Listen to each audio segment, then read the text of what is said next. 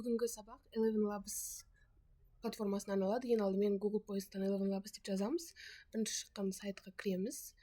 Тіркелуді үйренейік. Біріншіден логин батырмасын басамыз. Оң жақ бөлігіндегі Google аккаунт арқылы, Facebook арқылы, болмаса GitHub арқылы тіркелуге болады, немесе электронды почта арқылы.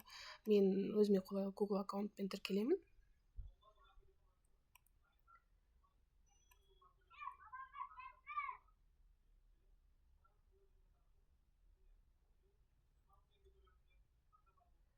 Eleven Labs бағдарламасының бастапқы бетіне кіреміз осылай.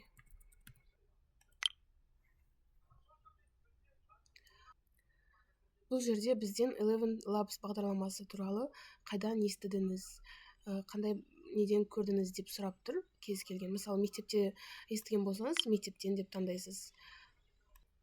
Бұл жерде мына варианттардың қайсысы сізді жоғары деңгейде сипаттайды деп тұр. Маркетинг, білім саласы, voice actor, content business, инженерия деген сияқты салалардың бірін таңдаймыз. Біз енді білім беру бағдарламасына байланысты болғандықтан education'ды таңдаймыз. Teacher деген таңдаймыз.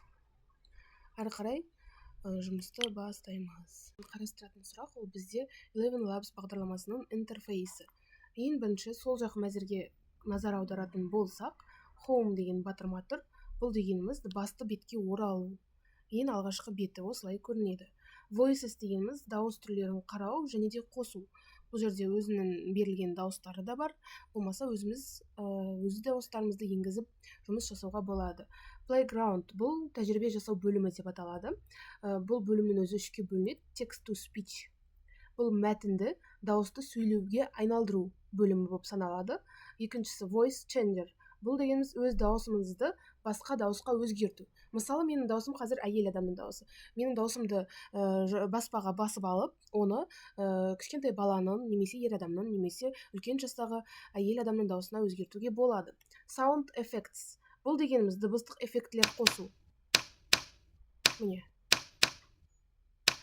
Жаңағы дыбыстық жазбамызға осы жерден әртүрлі эффектілер қосуға болады. Products. Бұл өнімдер. Бірінші студия бөлімі. Бұл жерде кәсіби дауыс өңдеу студиясы. Яғни, жаңағы дауыстарды, дыбыстарды осы жерден біз өңдеу жұмыстарын жүргізе аламыз. Келесі dubbing бөлімі. Бұл дегеніміз аудио дубляж жасау. Мысалы, біз білімге жаңағы сабаққа қатысты видеоны алдын ала түсіріп алып, бірақ ол жердегі адамның дауысын немесе дайын ағылшын тіліндегі, орыс тіліндегі видеоларды алып, ол адамның дауысын дубляж жасап, қазақ тілінде сөйлеп өзгертуге болады. Келесі speech to text. Бұл дегеніміз дыбысты мәтінге айналдыру процесі. Мына жерде керісінше text to speech болса, мұнда керісінше speech to text бөлімі болып саналады. Ең төменгі бөліміне audio tools деген батырманы басатын болсақ, бұл жерде бізде бағдарламаның басқа да жасырын түрде көрсетілген құралдары ашылады. Аудионатив, voiceover studio, voice изолятор, яғни дауысты изоляция жасап, артқы шумды алып тастауға болады деген сияқты процестерді жүзеге асыруға болады. Notifications дегеніміз хабарламалар, бағдарламаның ішінде біздің аккаунтымызға келген немесе жаңалықтар сияқты нәтижелер. Ал my workspace дегеніміз бұл менің өзім жеке аккаунтым. Яғни менің жұмыс істеу аймағым бұл жерде жеке өзгерістер, баптаулар енгізуге болады. Енді оң жақ бөлігінде параметрлер, яғни баптаулар көрсетілген. Бұл жерде ең алғашқысы voice. Мысалы, Rachel дегеніміз бізде әйел адамның дауысы. Ал біз бұл жерден басқа да дауыстарды таңдап алып өзгерістер енгізе аламыз. Модель дегеніміз әртүрлі модельді таңдау. Қазір бізде Eleven Labs бағдарламасының Eleven Multilingual V2 моделі таңдалып тұр. Яғни бұл жерде көп тілді модель болып саналады. Бірнеше тілде сөйлеуге мүмкіндігіміз бар. Speed дегеніміз жылдамдық. Мынау ең алғашқысы slower деген мәтін оқылу жылдамдығы. Өзгерте аламыз осы жерден. Одан кейін stability дегеніміз ол тұрақтылық. Дауыс үні тұрақты немесе өзгермелі болады ма? Оны оңға, солға жылжыта аламыз. Яғни дауыс біркелкі. Осының көмегімен біз дауысты біркелкі әрі анық етіп өзгерте аламыз. Similarity дегеніміз ұқсастық. Бұл дауыстың шынайы адам дауысына қаншалықты ұқсайтынын анықтап береді. Немесе ұқсас ұқсастырып өзгертіп бере алады. Келесі бізде ол style exaggeration. Бұл жерде біз мәтінді әсерлеп айту немесе бейтарап оқу процесі. Қазіргі таңда бұл қолданылмайды, ноун деп тұр, міне қазір өшіріліп тұр. Егерде біз жаңағы текстті дыбыстық жазбаға айналдырып алатын болсақ, осы жерден өзгерістерді енгіземіз. Speaker boost дыбысты күшейту. Егер қосулы болса, дауыс анық әрі күшті шығады. Егер өшірілулі тұрса, онда дауыс кішкене анық емес болады. Reset values дегенбіз біз жаңағы өзгерткен өзгерістерді сброс жасай аламыз. Төменгі бөлігінде get started with дегеніміз бұл бізде мәтін жазуға идеялар беретін батырмалар. Егерде біз ойымызға ешқандай идея келмей жатса, осы жердің көмегіне сүйенсек болады. Аты жөніміздегі my workspace'ті басатын болсақ, бұл жерде бізде кредиттер саны көрсетілген, total 10.000, remaining 10.000.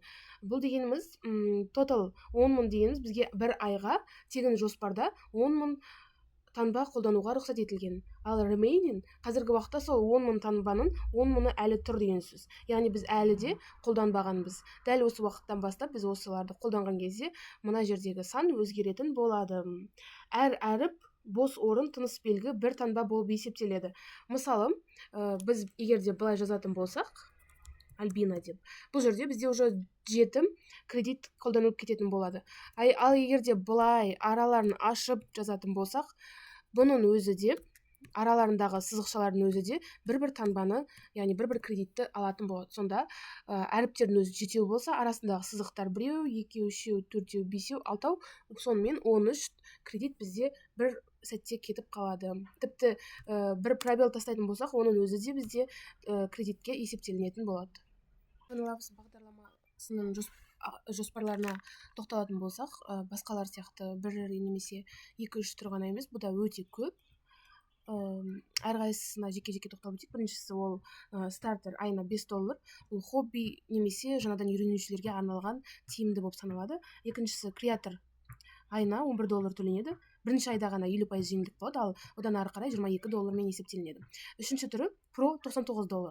Бұл дегеніміз жоғары көлемде контент жасайтын адамдарға арналған версиясы болып саналады. Scale бұл дегеніміз айына $130 төленеді. Компанияларға, баспаларға арналған жазылу жоспары. Бизнес жоспары $320 айына. Бұл дегеніміз жаңа атап өткендей үлкен ұйымдарға, медиа компанияларға арналған. Әрқайсысының мысалы маңызды параметрлерін айтатын болсақ, бұл жерде жаңа айтып өткендей кредит дегеніміз ол таңбалар саны. Мысалы, тегін формасында бізде 10.000 кредит берілсе, ал стартерда 30.000 кредит.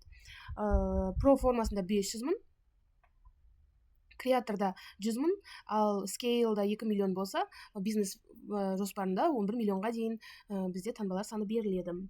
Бұл жерде жаңағы 100.000 кредит ол 100 минут деп есептесек болады. Сонда бізде 10.000 кредитіміз бар жоғы 10 минут қана болып есептеледі. Жалпы ақылы жоспарларын, тегін жоспарларын барлығын қорытындылайтын болсақ, егерде оқу мақсатында немесе тәжірибе жасау мақсатында керек болса, бізге ең қымбаты емес стартер бағдарламасы алсақ болады, айына $5. Болмаса, креатор, яғни $11, $22 құрайтын. Осының өзі бізге жеткілікті. Егерде сіз компанияда болмаса бір жоғарғы көп адамдар жұмыс істейтін жерде керек десеңіз, онда Pro немесе Scale жоспарлары тиімді болып саналады. Осындай процесте жұмыс жасап көрейік. Мысалы, Қазақстан тәуелсіз егемен мемлекет, оның астанасы Астана қаласы, халқы қонақжай әрі мейірімді деген мәтінді бізде дыбысқа айналдырып беруін сұрайды. Қазақстан тәуелсіз егемен мемлекет, оның астанасы Астана қаласы, халқы қонақжай әрі мейірімді. Бізде қазір Дэниел деген ер адамның дауысымен тұр. Осы жерден біз өзімізге ұнайтын қалаған дауысты алып өзгертсек болады. Ал енді Алисаның даусымен көрейік. Қазақстан тәуелсіз егемен мемлекет, оның астанасы Астана қаласы, халқы қонақжай әрі мейірімді. Мына жерде жаңа идеялар деп тұр ғой. Осы жерден біз speak in different languages деген таңдасақ болады. Осыны таңдаған кезде ең алдымен бұл жерге бір мәтін қою керек. Мына жерге біз әртүрлі тілде жазылған мәтіндерді, сөйлемдерді қойдық. Осы сөйлемдерді бізде сол жазылған тілде оқып беру керек. English. Hello, my name is Albina. How are you today? Казахша. Силем. Менин атым Альбина. Калын из Калай. Русский. Привет. Меня зовут Альбина. Как у тебя дела? міне біз көргендей кез келген тілде жазылған мәтіндерді дыбыстық жазбаға айналдырып бере алатынына көз жеткіздік. Енді тағы да бір идеяларды көрейік. Біз енді жаңағы идеялардан жарнама жасау идеясын таңдадық. Бұл жерде сөйлемнің мән мағынасына байланысты дауыс ырғағы да өзгеріп отырады. Вы все еще не используете искусственный интеллект? Тогда заходите на Eleven Labs прямо сейчас и послушайте свой текст с реалистичным голосом. Бұл жерде біздің мақсатымыз біздің енгізген мәтіннің мағынасын, мәтіндегі адамның эмоциясын түсініп, сол эмоцияны дыбыстап жеткізе білу. Бұл жерде сіз әлі де жасанды интеллекттің не екенін білмейсіз бе деген сияқты таңғалған дауыс ырғағымен сөйлеп, ал егер де танысқыңыз келсе, онда осындай бағдарламаға кіріп, өзіңіздің мәтіндеріңіздің дыбыстамасын тыңдап көріңіз деген сияқты қызықты және де әдемі дауыс ырғағында ауыстырып бере алады. Енді подкаст ретінде қарастырып көрейік. Қазір мына текстін тағы да өзгертіп көрейік. Здравствуйте! Вы когда-нибудь задумывались, как искусственный интеллект меняет нашу жизнь?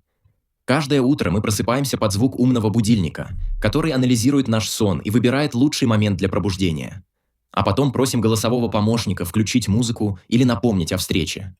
ИИ помогает врачам ставить диагнозы, учителям готовить интерактивные уроки, а бизнесу предсказывать спрос. И теперь Оң жақта біз жаңағы ер адамнан әйел адамның дауысымен қатар, міне жаңалықтар, социальная медиа, Американ, достық дауысы, жас адамның дауысы болмаса, британдық тілдегі болмаса жылы лебізді деген сияқты дауыс ырғағын осы жерден, осы артықшылықтарына қарап таңдай алады екенбіз. Мысалы, бізде қазір Дэниел жаңалық ретінде жүргізді. Енді Алисаның дауысын көрейік. Міне өздері бірден мына жерге өзгерістер енгізіп береді. Тағы да көрейік, қалай болады.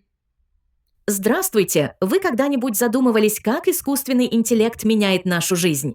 Каждое утро мы просыпаемся под звук умного будильника, который анализирует наш сон и выбирает лучший момент для пробуждения. Eleven Labs бағдарламасы бұл жасанды интеллектке негізделген мәтінді дауысты сөзге айналдыратын платформа.